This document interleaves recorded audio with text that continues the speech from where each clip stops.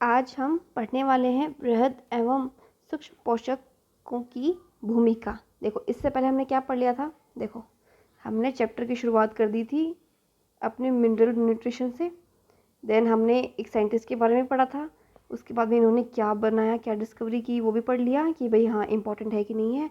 और इस डिस्कवरी से पता चल गया कि कौन कौन से जो खनिज हैं वो ज़्यादा चाहिए और कौन कौन से कम चाहिए। उस हिसाब से उनकी कैटेगरी भी कर दी। ये देखो, बृहद और सूक्ष्म वाले ये मैंने सब पढ़ा दिया है आपको। आज मैं पढ़ाऊंगी कि इनकी भूमिका क्या है प्लांट्स में। कि भाई प्लांट है, प्लांट में अगर इनको दो तो क्या होगा, अगर नहीं दो तो क्या होगा। ठीक है, तो शुरू करते हैं हमारे नाइट्रोजन से। अब ये मत बोलना कि मैडम वो कार्बन कहाँ है, वो हाइड्रोजन कहाँ है, ऑक्सीजन कहाँ है। नहीं नहीं, वो डायरेक्ट इनटेक होता है एटमॉस्फेयर से। कार्बन है, कार्बन डाइऑक्साइड है, नाइट्रोजन है, सॉरी ऑक्सीजन है, ये कि डायरेक्ट इनटेक हो रही है एटमॉस्फेयर से। बट नाइट्रोजन क्या है, ये खनिज के रूप में क्या है, जड़ों के द्वारा अवशोषित हो रही है, फिर बाद में काम आती है। देखो, नाइट्रोजन शुरू करते हैं। अब सबसे ज़्यादा जो सर्वाधिक मात्रा में चाहिए ना, वो नाइट्रोजन ही है। मैंने बताया था, याद है, वृहद पोषक में एनपीके का मकसद सी नाइट्रोजन सबसे ज़्यादा चाहिए। क्यों? क्योंकि ये रचनात्मक इकाई है, रचना देते हैं। कौन? CHON, John. ये रचनात्मक है, रचनात्मक इकाई है कोशिका की। ये नहीं पढ़ना, ये नहीं पढ़ना, ये नहीं पढ़ना, क्योंकि ये तो चाहो नहीं चाहो सब में मिलेंगे आपको। हम ये पढ़ रहे हैं कि इसको दें तो क्या होगा, इसको ना दें तो क्या होगा। देखो, इस तत्व की अनिवार्यता पौधों में सर्वाधिक होती है। बिल्कुल होती है, सबसे ज़्यादा चाहिए। भाई आपको क्या लगता है नाइट्रोजन कहाँ है? डीएनए का नाम सुना है? डीएनए का, उसमें नाइट्रोजन बेस होते हैं, एडेनिन, ग्वानिन, थाइमिन, साइटोसिन। तो वो किसके बने? नाइट्रोजन कंपोजिशन ही तो है। तो समझ गए, मतलब एक्चुअल में कुछ कुछ जो मिनरल्स है ना, वो तो आपको याद करने की ज़रूरत ही नहीं है। आपको डायरेक्ट लिंक करना पड़ेगा। आपको डायरेक्ट कि हाँ यार हमने पढ़ी ये चीज़, डीएनए में मिलती है। अब जो चीज़ पढ़ी है उसको भी रटोगे क्या? रटने के लिए तो बहुत कुछ है अभी आगे। बट इन सब चीज़ों को तो एक्चुअली प्रैक्टिकली रिलेट करना है अपन को। नेक्स्ट, इसका अवशोषण मुख्यतः NO3- के रूप में होता है। मतलब कि प्लांट है, प्लांट है, ये प्लांट की रूट्स है। मैं एक बार इसको जूम करके दिखा दूँ, एक बार जूम करके। ये जो प्लांट की रूट्स है ये बनाई हुई है, तो रूट के थ्रू ही तो नाइट्रोजन का अवशोषण होता है, और कुछ ना कर रहा है। नाइट्रोजन फिक्सेशन पढ़ेंगे जब हमें, तो हमें पता चल जाएगा कि नाइट्रोजन फिक्स की जाती है। मानते हैं कि नाइट्रोजन एटमॉस्फेयर में खूब सारी है, बट फिक्स करके लेनी पड़ेगी। वैसी की वैसी नाइट्रोजन नहीं ले सकते हैं। तो कौन सी फॉर्म मोस्ट पॉपुलर अवशोषण करने योग्य होती है नाइट्रोजन की? ये वाली फॉर्म, NO3-, नाइट्रेट, इसे बोलते हैं नाइट्रेट। लिख देती हूँ जी, ये लो साहब, नाइट्रेट। और एक यही फॉर्म नहीं है, और भी फॉर्म है। कुछ मात्रा में NO2- और अमोनियम आयन, ये भी फॉर्म ली जाती है। मतलब और कौन सी ली जाती है? NO2-, नाइट्रिक, नाइट्राइट भी बोल सकते हो। और क्या है? अमोनियम। जैसे ही चार्ज लगा देते हैं ना किसी चीज़ पे, तो अमोनियम, नियम, ये क्या है, थोड़ी सी टॉक्सिक है। NH4 थोड़ी सी टॉक्सिक है, तो फटाफट ही चेंज हो जाती है पर्टिकुलर स्टेज में। ये कम देर के लिए बनती है। नेक्स्ट, क्या ज़रूरत है इसकी? ज़रूरत क्या है जी इसकी? इसकी ज़रूरत है किसमें? विभिजोतक उत्तक में। याद आ रहा है कुछ? मेरिस्टेम टिश्यू जो आमरण डिवाइड करते जाते हैं, करते जाते हैं, तभी तो हमने देख रहे हैं कि प्लांट की हाइट बढ़ती जाती है, ऊपर से भी और नीचे से भी। क्योंकि ऊपर से शूट में है, तने में है, ऊपर ऊपर टिप पे, और नीचे मूल तंत्र में है, रूट में, नीचे नीचे। नेक्स्ट, ये एक नाइट्रोजन प्रोटीन है, हाँ जी पता है। न्यूक्लिक अम्ल, अब भी बताया है, DNA, डीऑक्सीराइबोज न्यूक्लिक अम्ल। विटामिन में भी चाहिए, और ये हार्मोन का एक मुख्य घटक है। देखो, ये तो चीज़ बहुत ही कॉमन है, इसको रटने की जरूरत ही नहीं पड़ रही है मेरे ख्याल से। मैंने समझा दिया है इसको, ये अपन पढ़ चुके हैं ऑलरेडी, और अपन बहुत फैमिलियर है। चलो अब पढ़ते हैं फास्फोरस। फास्फोरस फड़ते हैं जी, फड़ते हैं मतलब पढ़ते हैं। चलो, पादपों द्वारा फास्फोरस सॉइल से ली जा रही है, हाँ बिल्कुल सॉइल से ली जा रही है। कौन कौन सी फॉर्म है? H2PO4 और H2OPO4। फ़र्क क्या है मैडम? भाई इस पे एक नेगेटिव चार्ज है और इस पे दो नेगेटिव चार्ज हैं। इसके पास सबसे ज़्यादा इलेक्ट्रॉन है, इसके पास इससे थोड़ा सा कम इलेक्ट्रॉन है। ये किस काम में आता है जी? फास्फोरस काम में आता है, जो अपनी पीएम है ना, पीएम प्लाज्मा मेम्ब्रेन, उसको बनवाएगा। याद है प्लाज्मा मेम्ब्रेन हम पढ़ते हैं तो ये ऐसी थोड़ी ना है, एक्चुअल में कंपोजिशन ये है, एक्चुअल में कंपोजिशन ये है। प्लाज्मा मेम्ब्रेन को साइंटिफिकली क्या बोलते हैं? फॉस्फोलिपिड की बाइलेयर। अब आ गया याद। देखो बेटा इसमें रटने का है ही नहीं, आपको ऑलरेडी पता है। द्विस्तरीय, रटना ही नहीं है। फॉस्फोलिपिड देख लो कहाँ काम आया है, फास्फो कहाँ काम आया है? कोशिका झिल्ली में, पीएम में, प्लाज्मा मेम्ब्रेन। देखो रटना पड़ा क्या, नहीं रटना पड़ा। न्यूक्लिक अम्ल में काम आता है, न्यूक्लियोटाइड के लिए काम आता है। अब देखो जब डीएनए है, अपन पढ़ते हैं तो डीएनए कितनी चीज़ का बना होता है? 3 चीज़ का। शुगर, शर्करा, फॉस्फेट और नाइट्रोजन बेस। नाइट्रोजन बेस, तो नाइट्रोजन भी काम आ रहा है और फॉस्फेट भी काम आ रहा है। समझ में आ गया? मतलब अपना न्यूक्लिक अम्ल भी यही बना रहा है। क्लियर हो गया बेटा? ये भी रटने की जरूरत ही नहीं थी। नेक्स्ट है पोटेशियम। ये एनपीके का मकसद सी, अभी पहले है ना, मैं इंपॉर्टेंट जो सबसे ज़्यादा लार्ज अमाउंट में पाए जाते हैं ना, उनके बारे में पढ़ रहे हैं। फिर बाद में थोड़े से कम अमाउंट में चाहिए, उनके बारे में पढ़ेंगे। तो ये लार्ज अमाउंट में चाहिए जो मैं पढ़ा रही हूँ। देखो मैंने दिया था एक वो दिया था एनपीके का मगससी। ये कोई निमोनिक्स नहीं है, बस मैंने इस तरह से याद किया था इसलिए। नाइट्रोजन पढ़ लिया, फास्फोरस पढ़ लिया, अब पोटेशियम की बारी आ गई। देख लो नेक्स्ट। पादप द्वारा इसका अवशोषण पोटेशियम आयन के रूप में होता है। ओके जी, देखो ये कौन कौन सी फॉर्म में अवशोषित हो रहे हैं, ये फॉर्म याद कर लेना। क्या करनी है? देखो मैं अंडरलाइन कर रही हूँ, सर्कल बना रही हूँ, ये फॉर्म याद करनी है। इसमें ये फॉर्म में अवशोषण हो रहा है। नेक्स्ट, इसकी पौधों के विभुजतक ऊतकों में, मतलब जो मेरिस्टेम जगह है ना, वहाँ पे मिलेंगे ये। बड्स में मिलेंगे, लीफ में मिलेंगे और मूल के टिप पे मिलेंगे। मतलब जहाँ पे ग्रोथ हो रही है ना, मेरिस्टेम कहाँ है? टिश्यू, एज्यूम करो तुरंत प्रभाव से, अभी के अभी, मुझे नहीं पता। यहाँ पे और यहाँ पे। ये मैंने प्ररोह तंत्र का बनाया टिप पार्ट और ये मैंने मूल तंत्र का बनाया टिप पार्ट। ये मैंने शूट का बनाया टिप पार्ट और ये बनाया रूट का। यहाँ पे विभुजोतक है जो निरंतर वृद्धि करते हैं। सेल डिवाइड रहती है, प्रोतंत्र की ऊपर की ओर वृद्धि करेंगे और मूल तंत्र नीचे की ओर, मतलब शूट सिस्टम ऊपर की ओर, रूट सिस्टम नीचे की ओर। Is it clear guys? Is it clear guys? ये क्लियर हो गया है मेरे ख्याल से, क्लियर है, वेरी क्लियर है।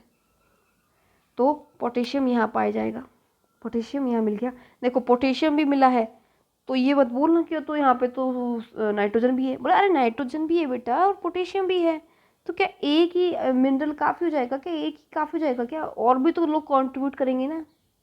नेक्स्ट, पोटेशियम कोशिकाओं में धनायन आयन के संतुलन बनाने के लिए काम करता है, यानी ऑस्मोटिक प्रेशर। देखो बेटा जब हम इम्पोर्टेंट चीज़ पढ़ रहे थे, भूमिका कि परासरणी विभव को कौन करता है, उस वक्त मैंने समझाया था पोटेशियम। मैंने आपको एक्सप्लेन भी किया था क्या चीज़ हो रही है, लेकिन अब अपन जब नया पढ़ रहे हैं तो मुझे फिर से एक्सप्लेन करना होगा कि संतुलन बनाना क्या होता है। ये कोशिका है, ये क्या है? सेल है। सेल के अंदर इसका द्रव्य भरा है, इसके अंदर कुछ आयंस भी है और बाहर भी कुछ आयंस है। तो क्या लगता है? बाहर से कोई सब्सटेंस अंदर आ रहा है तो अंदर से कोई सब्सटेंस बाहर भी तो जाएगा, विनिमय होगा कि नहीं होगा? भाई सेल को अपना बैलेंस रखना है, सेल को अपना बैलेंस रखना है, ठीक है। बाहर से कोई चीज़ अंदर ले रहा है तो अंदर से कोई चीज़ बन रही है, उसको बाहर भी तो पहुंचाएगा। भाई जाइलम बाहर से पानी ले रहा है तो कोशिका के अलग अलग भागों तक नहीं पहुंचाएगा क्या? वो पहुंचाएगा है ना। तो बाहर से कोई चीज़ अंदर जा रही है तो अंदर से कोई चीज़ जो बना रहा है प्रोडक्ट, जैसे फूड बन रहा है, तो बाहर भी तो निकलेगा। तो क्या है, बाहर से कोई चीज़ अंदर आ रही है और अंदर से बाहर जा रही है, तो क्या हुआ, विनिमय हुआ। उसी प्रकार आयनों का भी विनिमय होगा, आयनों का भी विनिमय होगा।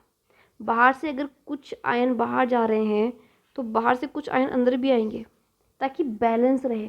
कोशिका पर जो चार्ज है ना, वो धनावेश जो ऋणावेश है वो बैलेंस रहे, इक्विलिब्रियम में रहे, ना कम ना ज़्यादा। ठीक है, अगर ये डिसाइडेड है कि कोशिका के अंदर पॉजिटिव चार्ज होने चाहिए तो अंदर कोशिका के पॉजिटिव चार्ज होगा और बाहर कोशिका के नेगेटिव चार्ज होगा। यही है संतुलन बनाना पोटेशियम का। जो मैंने फोर्थ कैटेगरी थी ना, पराश्रयणी दाब नियमन, उसके अकॉर्डिंग ये आ गया यहाँ पे। देखो इसको भी रटने की जरूरत नहीं पड़ी आपको। कैल्शियम, देखो अब कैल्शियम पढ़ने वाले हैं। कैल्शियम देख लो अब आप, कैल्शियम मिलेगा आपको कोशिका भित्ति पर। मतलब जो कैल्शियम है, जैसे कैल्शियम अपनी बॉडी में जाता है तो अपनी बॉडी को क्या देता है, ये स्ट्रेंथ देता है, अपनी हड्डियों में मजबूती देता है। कैल्शियम हर जगह चाहिए, फर्टिलाइजेशन में भी कैल्शियम चाहिए, हर जगह कैल्शियम चाहिए। कोई भी सिग्नलिंग पढ़नी है ना, सेल से अगर कम्युनिकेट भी करते हैं ना, तो भी कैल्शियम चाहिए। तो कैल्शियम तो हर इम्पॉर्टेंट है। लेकिन यहाँ पे पढ़ रहे हैं प्लांट के केस में। प्लांट के केस में क्या मिलेगा, कहाँ मिलेगा, कोशिका भित्ति पे मिलेगा। अब जो कोशिका भित्ति होती है वो क्या, किसकी बनी होती है, सेल्यूलोज की भी बनी होती है, हेमीसेल्यूलोज की भी बनी होती है, लिग्निन की भी बनी होती है, पैकेटिन की भी बनी होती है। ठीक है, तो ये इतनी स्ट्रॉन्ग कैसे है, इतनी मजबूती कैसे है इनमें, कहीं ना कहीं इनमें कुछ मजबूत खनिज लवण अवशोषित हो रहे हैं। भाई ये पादप की कोशिका है, इसमें क्या है, कोशिका झिल्ली के चारों तरफ क्या है, कोशिका भित्ति है। कोशिका भित्ति कितनी ठोस होती है ये सबको पता है। ये कोशिका झिल्ली है, अगर प्लाज्मा मेम्ब्रेन है तो ये क्या है, कोशिका भित्ति है। कोशिका भित्ति इंग्लिश में से बोलते हैं सेल वॉल। तो ये किस चीज़ की बनी है, ये बनी है पैक्टिन की, सेलुलोज की, हेमीसेलुलोज की, ठीक है, लिग्निन की। ये इनका डिपोजिशन क्यों है यहाँ पे, इनका डिपोजिशन क्यों है यहाँ पे, ताकि ये सेल की स्ट्रक्चर को सलामत रख सके। यहाँ पे क्या है, सेलुलोज भी है, यहाँ पे क्या है, हेमीसेलुलोज भी है, यहाँ पे क्या है, लिग्निन भी है, यहाँ पे क्या है, पैक्टेट भी है। ये किसका बना है, ये कैल्शियम का ही बना है, कैल्शियम की वजह से। अब क्या है कि जो कोशिका झिल्ली है ना, ये तो क्या नाजुक सी होती है, कोशिका झिल्ली तो नाजुक सी होती है। ठीक है, तो इसको क्या है, सेफ रखेगा, प्रोटेक्टेड रखेगा। अब समझ में आ गया। तो ये हो गया है हमारा कैल्शियम। इसके अलावा क्या करते हैं कैल्शियम, समसूत्री में तर्कु निर्माण। भाई समसूत्री विभाजन जब होता है तो तर्कु निर्माण होते हैं ना, वो यही करवाता है। यहाँ पे देखो क्रोमोसोम है, सिंपल, वेरी सिंपल। और कुछ उपापचयी क्रियाओं में भी योगदान देता है। चलिए नेक्स्ट पढ़ते हैं, कैल्शियम पूरा हो गया, मैग्नीशियम पढ़ते हैं। आलो जी, मैग्नीशियम का टर्न आ गया। ये वो मिनरल हैं जो ज़्यादा अमाउंट में चाहिए सेल को। अब मैग्नीशियम जैसे ही वर्ड आए ना, वैसे ही समझ जाओ कि क्लोरोफिल में है। बस अगर क्लोरोफिल में है तो डायरेक्ट समझ जाओ कि ये फोटोसिंथेसिस करेगा। देखो अभी तक जितने भी मैंने पढ़ाए हैं वो रटने का है ही नहीं, क्योंकि आप ऑलरेडी पढ़ चुके हो। देख लो, राइबोसोम का आकार बनाने के भी काम आता है। राइबोसोम क्या काम आते हैं, प्रोटीन बनाने के काम आते हैं, तो उनको संभाल के तो रखना ही पड़ेगा। अब क्या है, देखो NPK का मग। अब सल्फर, चलो भाई सल्फर को गंधक भी बोलते हैं, सल्फर को गंधक भी बोलते हैं, ये मैं नहीं NCERT बोल रही है। इसका क्या काम है, ये बेटा मान के चलो जो अमीनो अम्ल है ना, जो आगे जाके प्रोटीन बनाएंगे उसमें पाया जाता है।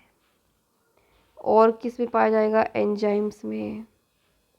अभी तक याद करने का नहीं आया है, अमीनो अम्ल फैमिलियर हो, अलग कुछ भी नहीं बताया है, प्रोटीन वर्ड कुछ अलग नहीं बताया है, और ना ही एंजाइम वर्ड कुछ अलग बताया है मैंने। प्रोटीन, ठीक है, प्रोटीन किससे बनता है? अमीनो अम्ल से। कौन कौन से अमीनो अम्ल में? ये इंपॉर्टेंट ही क्वेश्चन आएगा।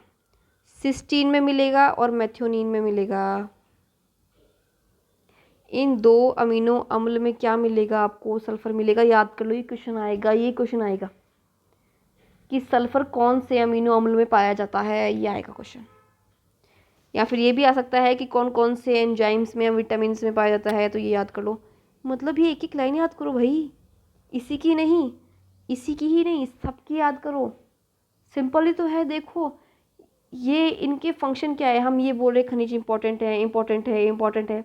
इम्पोर्टेंस देखो अब इसकी, अब इम्पोर्टेंस बता दी इन लोगों ने कि देखो इतनी इम्पोर्टेंस है हमारी, फिर भी आप नहीं पढ़ रहे हम लोगों को, ऐसे थोड़ी ना होता है।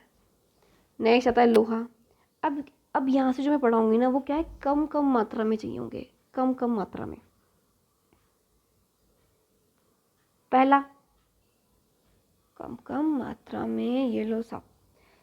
पादप लोह को फेरिक आयन के रूप में लेता है। देखो इसकी अब्जॉर्प्शन का ये है, गंधक को अब्जॉर्प्शन ऐसे किया जाता है, मैग्नीशियम को ऐसे। देखो गोले कर रखे ना, कैल्शियम को इस तरह से लेंगे। एक एक लाइन इंपॉर्टेंट है बेटा एनसीईआरटी की, क्योंकि उन्होंने वैसे ही इतना शॉर्ट कर दिया, इतनी चीज़ें उड़ा दी है इसके अंदर से, इतनी चीज़ें उड़ा दी है। इनकी बीमारियां एक नहीं है, इनकी बहुत सारी बीमारियां हैं, बट उड़ा दी है। आपका सिलेबस सच में कम कर दिया है, और बहुत ही सेलेक्टिव बातें रखी गई है। तो यू हैव टू स्टडी बेटा, आपको पढ़ लेना चाहिए। सच में अगर आप ईमानदार हो अपने करियर को लेके, अभी मेहनत कर लोगे ना, सच बता रही हूँ, बहुत फ्रूट्स मिलने वाले हैं आगे जाके, वो आम संतरा नहीं। रिजल्ट, अच्छा करियर, ठीक है। अभी से ही रुचि बना लो इस चीज़ में, अभी से ही रुचि बनाओ। धीरे धीरे एक एक सब्जेक्ट पे जो है ना कमांड अच्छी करो, एक एक, ठीक है ना। नेक्स्ट, जो लोहा है इसका साइन ये है फेरस। फेरस पे चार्ज होता है, देखो मैं लिख देती हूँ, फेरस पे चार्ज होता है Fe+2 का, और मैंने फेरिक लिखा है, मतलब ये इस फॉर्म में अब्जॉर्ब होता है, इस पे होता है +3 का चार्ज। पौधे की इसकी अनिवार्यता किसी अन्य सूक्ष्म मात्रा, अच्छा ठीक है, मतलब ये लिस्टेड में कहाँ है, ये सूक्ष्म मात्रा की लिस्टेड में है कि हाँ थोड़ा बहुत चाहिए, लेकिन सूक्ष्म मात्रा में भी सबसे ज़्यादा यही चाहिए, आयरन, आयरन, आयरन, आयरन। किसे मिलता है आयरन, को याद आ रहा है? पालक, जितनी भी ग्रीन वेज लीफी प्लांट है ना उसमें मिलेंगे आपको आयरन। आयरन का इनडायरेक्ट डायरेक्ट यूज़ क्या है, इंसानों में बता दूँ तो हीमोग्लोबिन में काम आता है, क्योंकि अपनी हीमोग्लोबिन में आयरन होता है जो बाइंड करता है किससे, ऑक्सीजन से। लेकिन अपन पादप की बात करें तो चलो इधर आ जाओ, पादप पे आओ, इंसानों के मत लिखिए ना इसके अंदर। यह फेराडॉक्सिन साइटोक्रोम जैसे आ रहे हैं, वाह, ये भी रटना नहीं है, मतलब अभी तक जितने भी आए ना वो रटने वाला तो आया ही नहीं है अभी तक। मैं ये पढ़ा चुकी हूँ फेराडॉक्सिन और ये साइटोक्रोम। याद करो, साइक्लिक और नॉन साइक्लिक। नॉन साइक्लिक में एक जिगजैग पाथवे रन किया था, उसमें से 680 से इलेक्ट्रॉन एक्साइटेड होके, ये एक्साइटेड होके ट्रांसफ़र हो रहे थे इलेक्ट्रॉन, इस तरह से पोर्टल थे उसमें। यहाँ पे साइटोक्रोम B6Fp था, ये ले आ गया। इसके अंदर क्या है, आयरन। फिर यहाँ से 700 पे आया था, 700 से क्या इलेक्ट्रॉन निकले और FD पे आया आया था।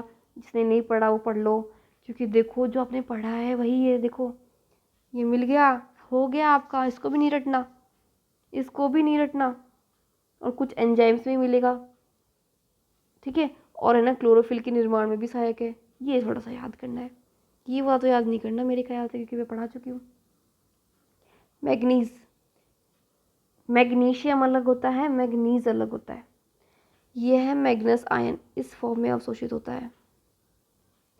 यह प्रकाश संश्लेषण, फोटोसिंथेसिस, रेस्पिरेशन और नाइट्रोजन के उपापचय में अनेक एंजाइम को सक्रिय कर देता है। ये जो चीज़ है ना नाइट्रोजन उपापचय, ये भी आगे पढ़ने वाले हैं अपन, ठीक है ना। तो ये चीज़ भी रटनी नहीं पड़ेगी आपको, रिलेट रखना।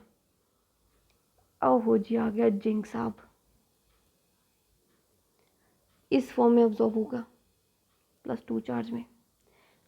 ऑक्सीन संश्लेषण, मैंने हार्मोन्स पढ़ा दिए हैं, मैंने प्राणियों के भी पढ़ा दिए हैं और मैंने प्लांट हार्मोन भी पढ़ा दिया है।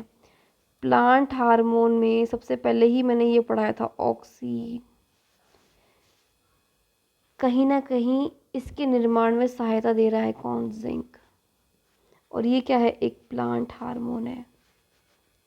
ऑक्सीन एक प्लांट हार्मोन है। याद आ रहा है क्या? नहीं याद आ रहा है तो आपको लेक्चर देखना ही पड़ेगा। कुछ कार्बोक्सिलेज को भी सक्रिय करता है, CO2 के आने जाने के रास्ते को भी।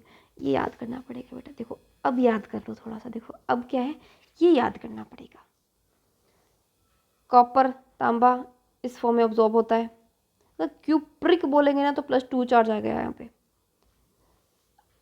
नेक्स्ट, पादपों के उपापचय के लिए अनिवार्य है ओके जी, रेडॉक्स अभिक्रिया। ओके, ये याद करनी है आपको, ये याद करना ही पड़ेगा क्योंकि ये अपने सिलेबस में नहीं आया, कहीं पे भी टकराया नहीं है, तो ये काम आ गए। देखो मैं सच बताऊं तो कॉपर भी यूज़ हो गया था एक जगह, याद हो तो, जब हम फोटो सिस्टम 1 और फोटो सिस्टम 2 पढ़ रहे थे, इलेक्ट्रॉन इलेक्ट्रॉन खेल रहे थे, तो कॉम्प्लेक्स में जा रहे थे, इलेक्ट्रॉन परिवहन समूह में जा रहे थे, तो वहाँ पे जो प्लास्टोसाइनिन था, मतलब इलेक्ट्रॉन इसके पास आता, प्लास्टोसाइनिन था ना, जिससे फिर बाद में P700 पे जाता इलेक्ट्रॉन, इस साइनिन में भी, तो इसमें कॉपर मिला था। अब जिन्होंने वो नॉन साइक्लिक पाथवे पढ़ा है उसको याद आ जाएगा, ठीक है बेटा, उसको याद आ जाएगा कि 680 से इलेक्ट्रॉन ट्रांसफ़र हुआ, उत्तेजित हुआ और इलेक्ट्रॉन परिवहन समूह में ट्रांसफ़र हुआ। साइटोक्रोम B6 के बाद PC पे जा रहा था इलेक्ट्रॉन, उसके बाद PC से जा रहा था 700 वाली पे। फोटो सिस्टम फर्स्ट पे जा रहा था, फोटो सिस्टम सेकंड ये था, ठीक है। इस प्लास्टोसाइनिन में क्या था? कॉपर था बेटा। अब जिसने पढ़ लिया वो रिलेट कर लेगा इजीली, इसको भी रटने की ज़रूरत नहीं है। Next, boron. बोरोन के बारे में पढ़ते हैं। देखो इसकी ये फॉर्म है ऑप्शन की, BO3 3- B4O7 2-। एक एक लाइन इंपॉर्टेंट है, आई मस्ट से कि एक एक लाइन इंपॉर्टेंट है। बोरोन क्यों चाहिए? ताकि इसकी मदद से कैल्शियम अब्सॉर्ब हो जाए, और ये जो अपनी झिल्ली है ना उसकी कार्यशीलता में भी इम्पोर्टेंट है, और जो अपने पोलन वो पराग अंकुरित होते हैं ना उसमें भी यही चाहिए। कोशिका दीर्घीकरण में, कोशिका विभेदन में। विभेदन याद है? विभेदन याद आ रहा है? हमने डेवलपमेंट में पढ़ा था विभेदन वर्ड, याद आ रहा है? मेरे को लगता है याद आ रहा है कि हाँ भाई आप 12वीं क्लास में थे, आपने डिसाइड कर लिया कि मुझे MBBS बनना है और ये आप बन गए, तो ये थी विभेदन। निर्विभेदन क्या थी? MBBS से वापस से आपको दूसरी चीज़ पढ़नी है, उसके लिए आपको शुरू से शुरू करना पड़ेगा, उसको था निर्विभेदन। फिर जो आपने नई चीज़ डिसाइड की थी ना, और फिर अगर वो चीज़ आप बन गए तो उसे बोलेंगे पुनर्विभेदन। ये मैं पढ़ा चुकी हूँ बेटा, ये बस आपको वापस से रिपीट कर रही हूँ कि आपने ऑलरेडी ये सब चीज़ें पढ़ ली है, अब रिलेट करने की देरी है, बस अब रिलेट ही करना है बेटा आपको। मॉलिब्डेनम। नेक्स्ट, ये जो सूक्ष्म तत्व बता रही हूँ ना, मैं बता रही हूँ कि ये सूक्ष्म मात्रा में चाहिए, लेकिन चाहिए तो सही ना, चाहिए तो सही, थोड़ा बहुत ही चाहिए भाई, 0.1 मिलीग्राम ही चाहिए, बट चाहिए तो सही ना। इसे इस फॉर्म में अब्जॉर्ब किया जाता है, मॉलिब्डेनम ऑक्सीजन के 2 मॉलिक्यूल और +2 चार्ज इस रूप में, और ये एंजाइम्स के लिए यूज़फुल है। याद है मॉलिब्डेनम के लिए मैंने स्टार्टिंग में जब बताया था, मैंने क्या बताया था अनिवार्यता के रूप में, कि जब नाइट्रोजन फिक्सेशन पढ़ेंगे ना अपन, नाइट्रोजन स्थिरीकरण, उसके जो एंजाइम्स होते हैं ना, इसके लिए जो एंजाइम्स होते हैं ना उसमें मॉलिब्डेनम होगा, ये भी याद नहीं करना पड़ेगा। नेक्स्ट है क्लोरीन। बिल्कुल, ये भी बहुत इंपॉर्टेंट है। क्लोरीन भी इंपॉर्टेंट है, प्रकाश संश्लेषण की क्रियाओं से रिलेटेड है ये। और बॉडी में मिनरल्स का जो चार्जेस वगैरह हैं उनका बैलेंस करना ज़रूरी है। जैसे कि ये कोशिका है, ये सेल है, अंदर की ओर पाए जाते हैं पोटेशियम के चार्ज, क्लोरीन के चार्ज, और बाहर की ओर पाए जाते हैं सोडियम और क्या, कैल्शियम। तो इन चार्जों का संतुलन बनाए रखते हैं ये लोग आपस में। तो इसी तरह कैल्शियम भी रोल प्ले करता है, जैसे पोटेशियम रोल प्ले करता था ना, वैसे ही कैल्शियम भी रोल प्ले करता है। तो वही है, एनायन कैटायन संतुलन पर निर्भर करते हैं, प्रकाश संश्लेषण में काम करेंगे। प्रकाश संश्लेषण में जल के विखंडन के लिए H2O का हाइड्रोलाइसिस कर देंगे। ये लो साहब। तो ये हो गए आपके जो तत्व थे जो मैंने पढ़ाए थे उसके बारे में, कि भाई ये जो तत्व हैं हम ये कहे जा रहे हैं कि अनिवार्य है, अनिवार्य है, अनिवार्य है। अभी क्या अनिवार्य है, क्या करते क्या हैं आके, तो ये मैंने जितना हो सके आपको डिटेल में बता दिया है। लिखाओगे कोई नंबर नहीं काटेगा। अच्छा, अनिवार्य तत्वों की अपर्याप्तता के लक्षण। अगर ये जो तत्व मैंने इतने समझाए हैं, अगर इनमें से एक आध भी कम बत्ती हुए तो क्या होगा, तो क्या होगा, यहाँ पे ये लाइन दे रखी है एनसीईआरटी में, काफ़ी इंपॉर्टेंट है, कि अगर ये चीज़ की कमी हुई,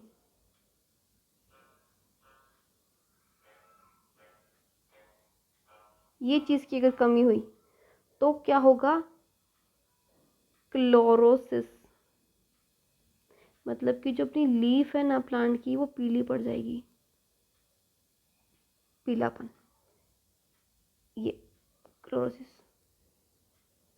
देखो देखो, इससे एक चीज़ याद आ रही है कि क्लोरोसिस इनसे हो रहा है, मतलब सी है, लेकिन सी वाला एक भी कंपाउंड इसमें नहीं है। देखा इत्तेफाक, देखो कि ये सारे लोग क्लोरोसिस करवा रहे हैं लेकिन सी नाम का कोई भी खनिज इसमें नहीं है, सी नाम का कोई भी खनिज इसमें नहीं है। ये देख लो। नेक्स्ट एक और कौन सा है, और कुछ दे रखे हैं, कैल्शियम, मैग्नीशियम, कॉपर और पोटेशियम। ये लोग करवा रहे हैं नेक्रोसिस, ये करवा रहे हैं नेक्रोसिस। नेक्रोसिस क्या होती है बेटा, नेक्रोसिस होती है सेल डेथ।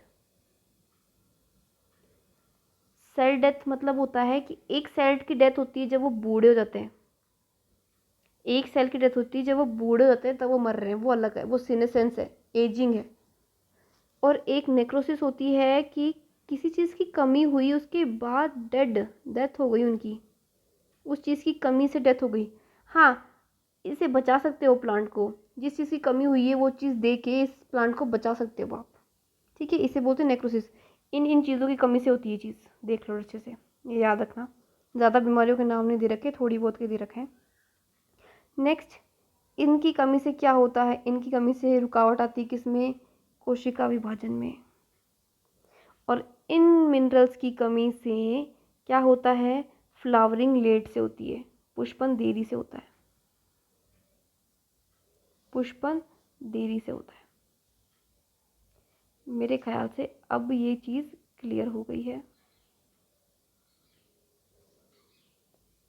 तो हर एक मिनरल्स के, हर एक खनिज के मैंने इम्पोर्टेंस भी बता दिया, और उनकी कमी से जो रोग हैं वो भी बता दिए, ठीक है।